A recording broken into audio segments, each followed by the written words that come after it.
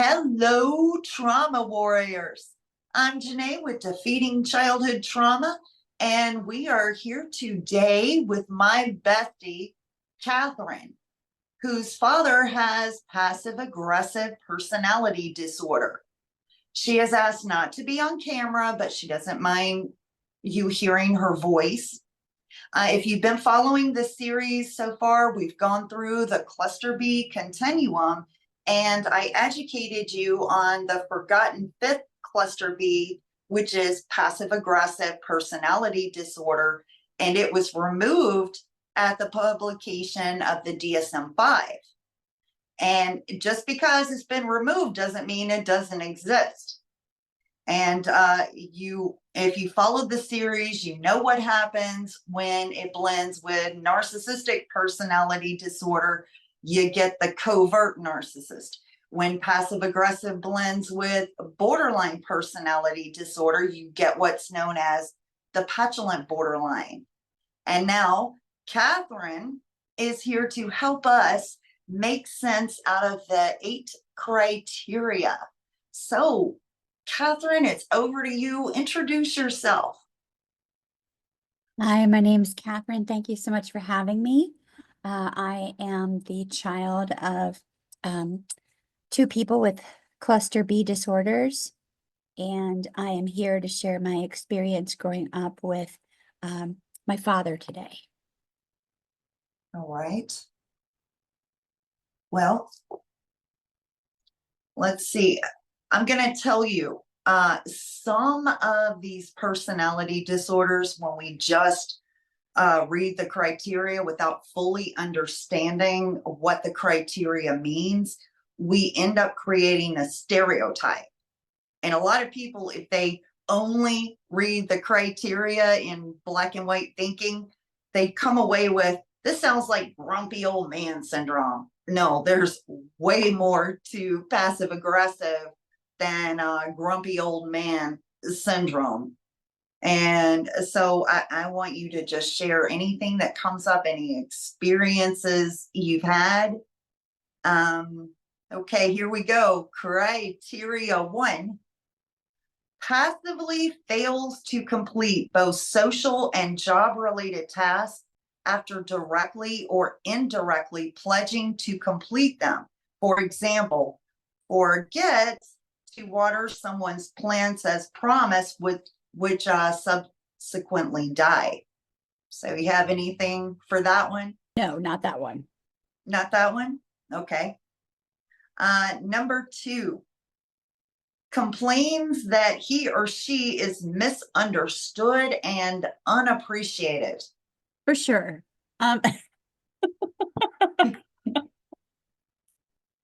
Growing up with my father, it seemed that in all things that had to do with employers and family and friends, there was always someone who misunderstood him, got him wrong, was scapegoating him, lying about him. Somebody was always attacking him, jealous of him, and his talents. He would be laid off from jobs, and it was always because his superior was threatened by his skills or because someone blamed him for something. And this also carried on into personal relationships with his parents, other family members, my mother at times, and neighbors, long-term, lifelong family friends, and most recently me. Wow. I can give you an example of one where I had been talking to him on the phone pretty regularly, a few times a week, calling to make sure everything was all right.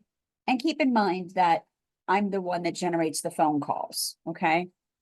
But I would ask to see how things were going, and nothing was ever right. And the place where he's living just totally is awful. Everybody there is awful. No one's good to him. He has no friends. There's nothing to do. He feels trapped. And then when he noticed that I quit calling so often because I got tired of listening to the complaints and never hearing anything from him as to what he was doing to change his circumstances, he asked why I wasn't calling. And I said, well, because you're so negative.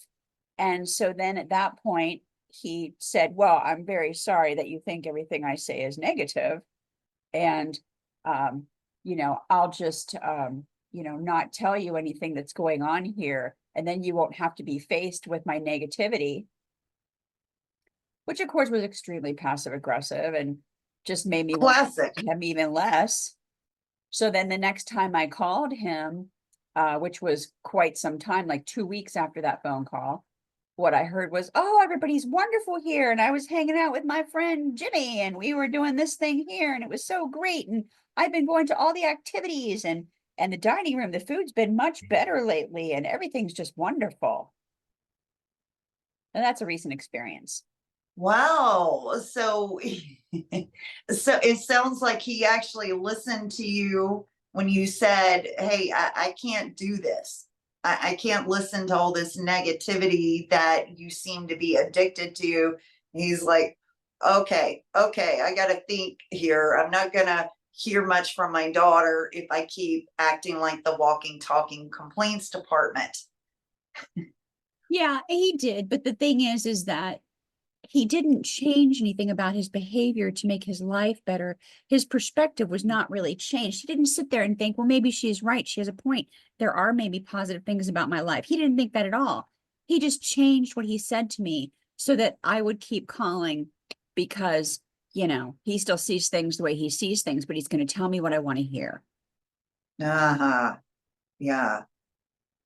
And sooner or later, the complaints are going to start leaking into the conversation again. I'm quite sure. Absolutely. Number 3 is moody and quarrelsome. Moody for sure. And gets his feelings hurt easily. Yeah. I'm sure he had his feelings hurt when you called out his negative behavior, because passive aggressive is also known as negativistic personality disorder. And I know why they didn't go with negativistic, because then you would have a second NPD and Oh, okay. Number 4, criticizes and scorns authority in an unreasonable and self-defeating manner. well, that one I'm kind of on the fence about. It could be that he's doing that because I'm sort of in a position of authority because I have to help him with his checkbook now. Or it could be that he's just angry about a situation. I don't know yet how I feel about that. But he sent me an email the other day asking me if he had permission to buy a bottle of Imodium AD because he was having stomach discomfort. And I've never told him that he couldn't purchase things. I've just asked him to limit his purchases and watch what he's spending. And I felt like sending me an email to ask me if it was okay to buy a bottle of Imodium AD was another passive aggressive move. Yeah. Yeah. I guess now I've got to ask your permission for everything now. And I mean, you're the one who set him up in this. I mean, it sounds very nice from everything that you described that they have to do at the assisted living home that he's in. And for him to find things to complain about and then to turn around, can I buy this this little small dollar item? Yeah, that is definitely a passive aggressive move. Absolutely. And it wasn't even how he really felt because he turned around and bought a costume to wear to the Halloween party there at the place he hates all the activities at and didn't ask me if he could buy that.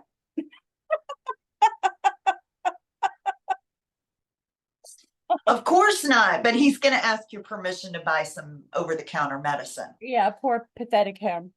Yeah. Wow. Okay, number 5. believes that others are more fortunate and expresses envy and resentment towards them. Yeah, I definitely think that he comes to the table fully dressed in his victimhood every day. I cannot remember a time where he has expressed gratitude for what he has, his past experiences, his life, his family, or anything like that for many, many, many years. And at one point he was a very grateful person and felt like he had a good life when I was a child. But every time something happened that didn't go the way he wanted it to, he felt sorry for himself and was being attacked unfairly. And, he just he feels like everybody gets everything they want and need in life, and he just gets the shaft, and he's not able to see that, not it doesn't always go our way, and everybody gets good times and everybody gets bad times. As far as he's concerned, he's had nothing but bad times, and he's had a lot of bad times.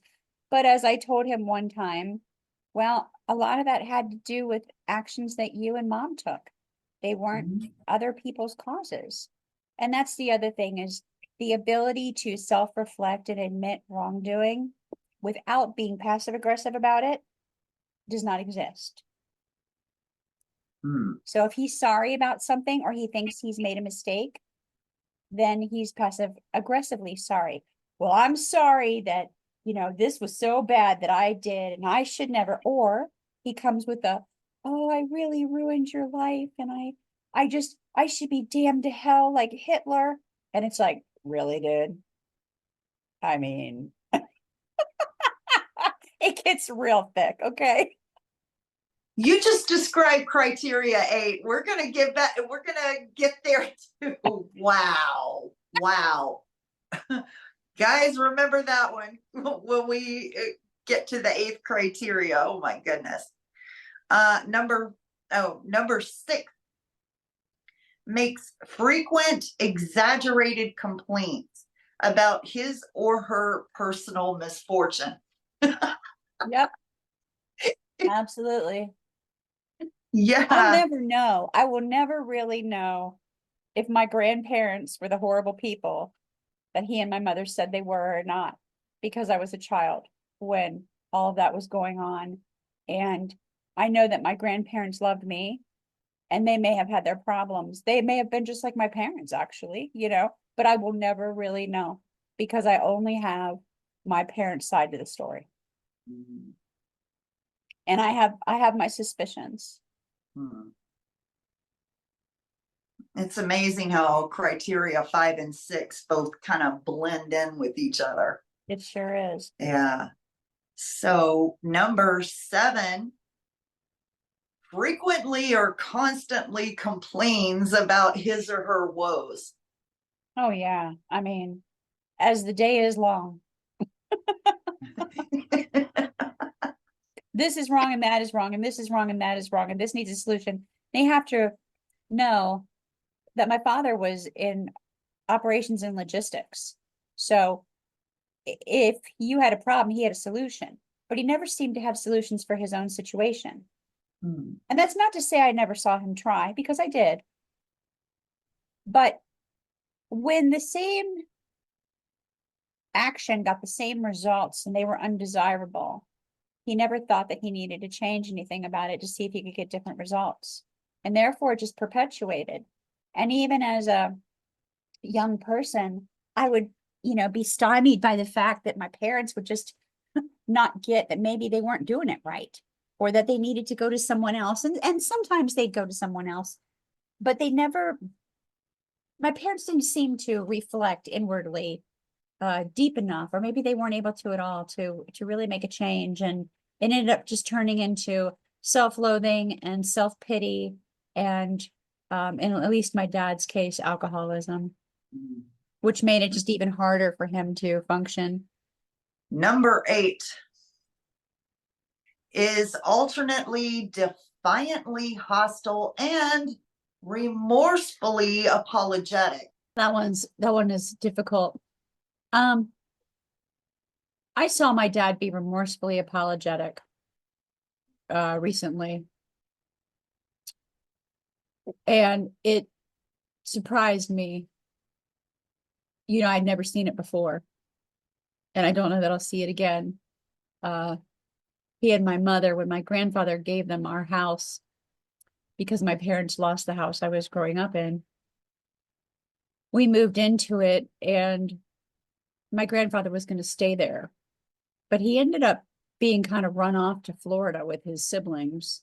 They wanted to retire down there, but I think he left sooner than he intended because the moment we moved into his house, my parents put him out of his own bedroom into a guest bedroom because they felt they needed the master because there was two of them and only one of him because my grandmother was gone. And even at the age of 13, I knew that that was wrong and I felt very, very bad. And it was difficult to watch. And my grandfather went from a man who freely roamed his house and enjoyed all the rooms of the house that he worked all his life to buy and raised my father in, to sitting in the kitchen 12 hours a day, watching a little tiny television, and then going up to the little guest room that he had been sent to. And then he just left and left all his stuff. He took a suitcase of clothes and moved to Florida with his sisters and brother. And it was painful. And I watched my father about a month or two ago tell me that in hindsight, he wished he had not done that to his father because after all, he had given them a place to live, not the other way around. And it warmed my heart and at the same time pissed me off because we're talking almost 40 years. And I guess better late than never, but geez. Maybe he realized it sooner and just never admitted it to anyone. I was proud that he admitted it to me. I don't remember having anything to say though. Yeah, I mean, I can't imagine doing that. I don't care how many kids I'm bringing with me. Somebody opens their home to me and saves me and my family from being homeless. Well, I'm certain I can't imagine um the- coming into anyone's home and telling them, oh, you need to get out of your own master bedroom and let me and my spouse sleep there. And I can't imagine basically pushing anybody out of their own home that they opened to me. Yeah. So is there any childhood stories or anything you would like to share about experiences growing up There that were is times where my father was extremely self-sacrificing and generous without needing validation for it. But like, for example, he had a collection of antique cowboy guns and he sold them so that I could go as an exchange student and see a little bit of the world. And he never told me. My mother told me. And that was a very authentic thing for him to do and to not ever really want me to know. But of course, she insisted on telling me at some point. But it was less that he would do things like that than he would do things where he knew there would be some kind of recognition. And I think that it came down to a lack of self-worth, maybe caused by his childhood, if the things he said about his childhood are true, where he did things that he knew there would be some kind of recognition, whether it was serve the community or donate money or materials to, erect a new part of a building or a church or whatever it was he was doing. I always felt like there was some sort of need for gratification from public acknowledgement. And I didn't like that because it didn't feel authentic. And though that there were other times when, of course, he did things that he didn't need any kind of validation for. So I have mixed feelings there. But my dad is a bit of a showboat and always has been. And it's difficult to kind of be around that energy when you know that that's not how you would conduct your own life. It's a little bit embarrassing. Yeah.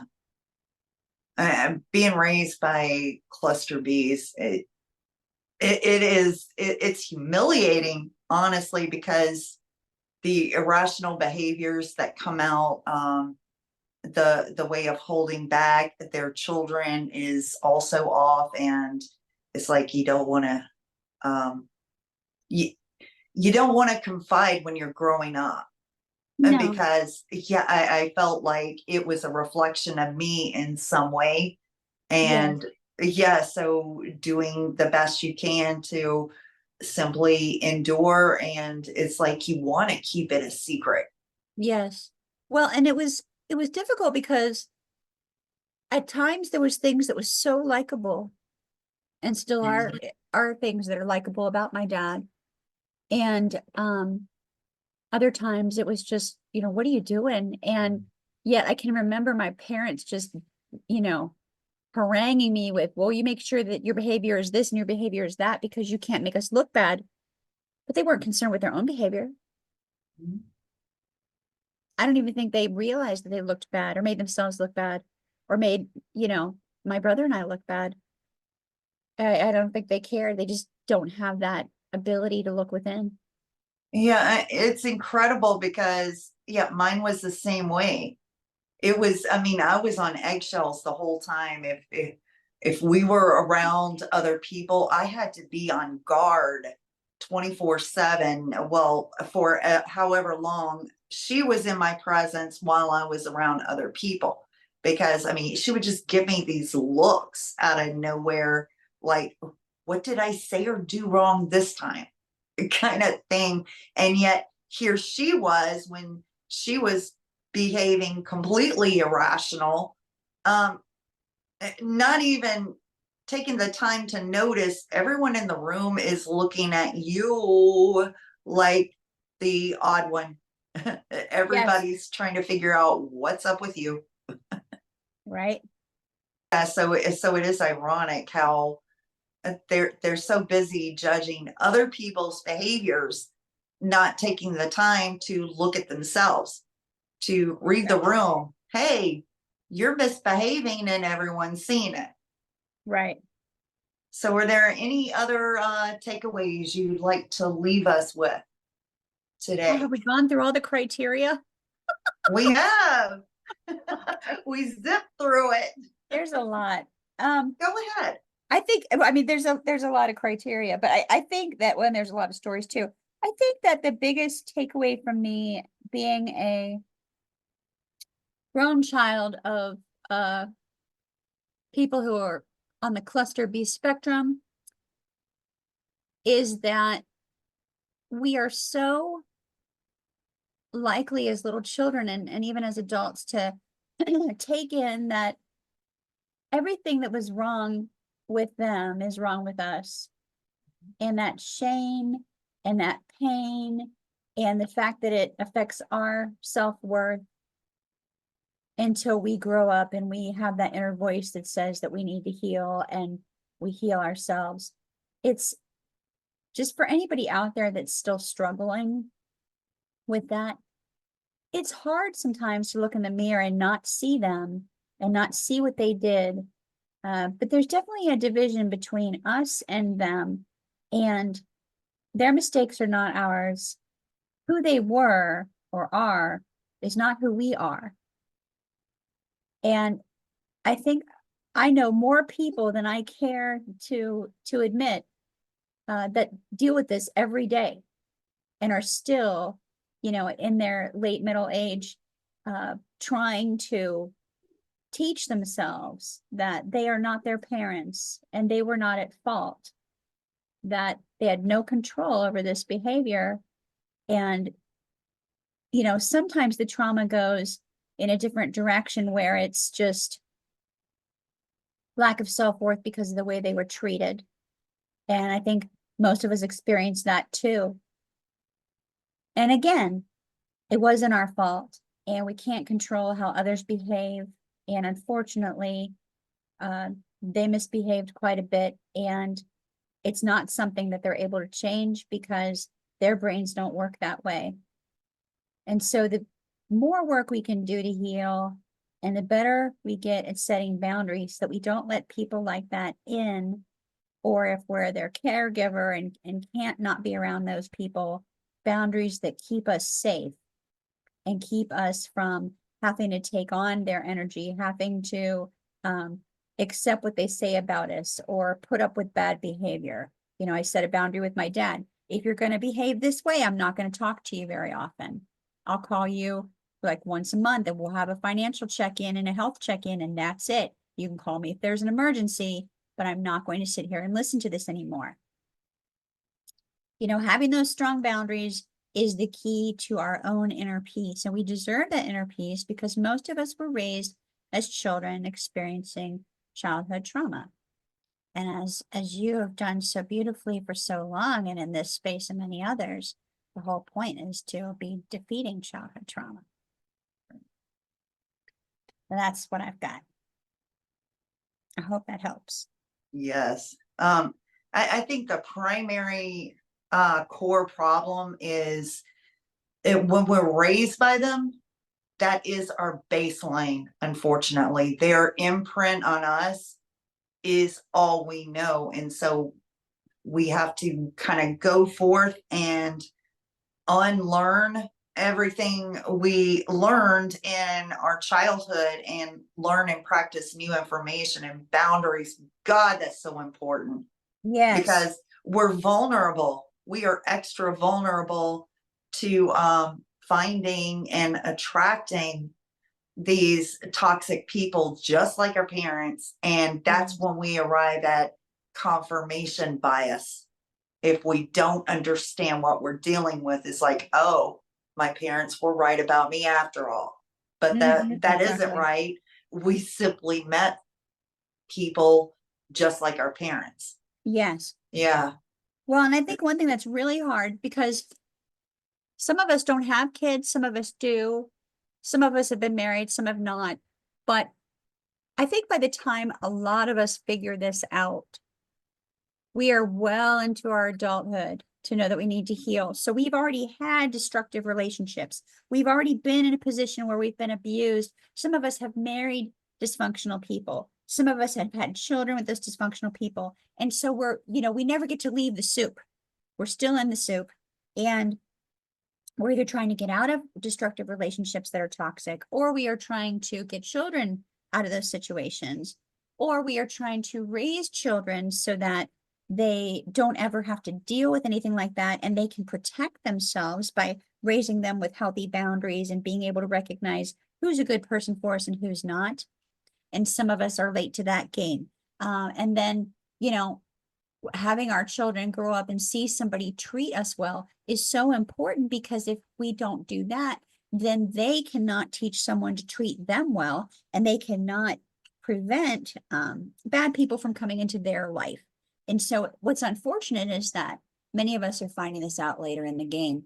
And so whatever people can do to find out sooner, learn faster, be more aware earlier, the better off their future is going to be, and that of their families.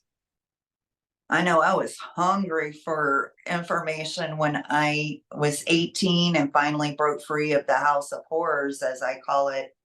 I had a lot of questions, and unfortunately, they went unanswered for a couple of decades. Yes. Well, you just don't know where to go. You don't know what questions to ask. You just know that something feels off and you're miserable, and you know you deserve better. And then you fall into the cycle, as you and I both know, of the toxic, and I'm not saying that all therapists or psychologists or psychiatrists are this way. Let me just say that as a disclaimer. But sometimes you fall into the toxic mental health healing pool, where you meet therapists and practitioners who do not help you, but actually make the situation worse. And because you don't have the questions, you don't even know how to really assess if what you're getting is what you really need.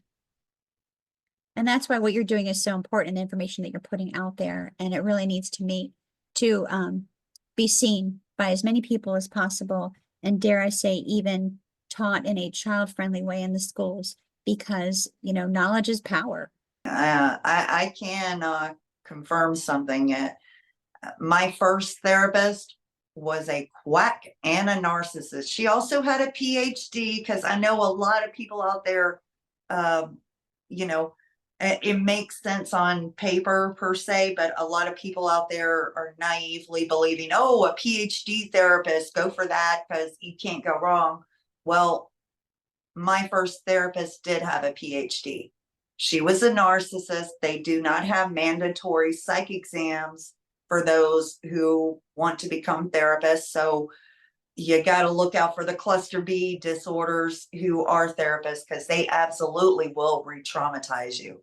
Fortunately, that was the only bad therapist. The bad news was I avoided therapy like the plague for over a decade after her, naively believing they would all tell me the same thing, because I Sure. didn't understand what I was dealing with. Absolutely. Yeah. Yeah, but yeah, nobody knows what you need better than you do. I think that's the best advice. That's When true. they go spouting off, weaponizing their degree, telling you what you need, and it ain't working for you, but they think they know better than you. That's a red flag in itself, because she was doing a lot of that on me. Absolutely. So I thank you for this conversation and helping us understand the forgotten cluster B disorder, and Yes, also thank sharing you. your story and your thoughts as well. That is very, very, very valuable. And I just want to give an open invitation out there. Those of you who any of my content resonates with you, hey, let's start a conversation. DM me. I'm all across social media. Hit me up in the DMs.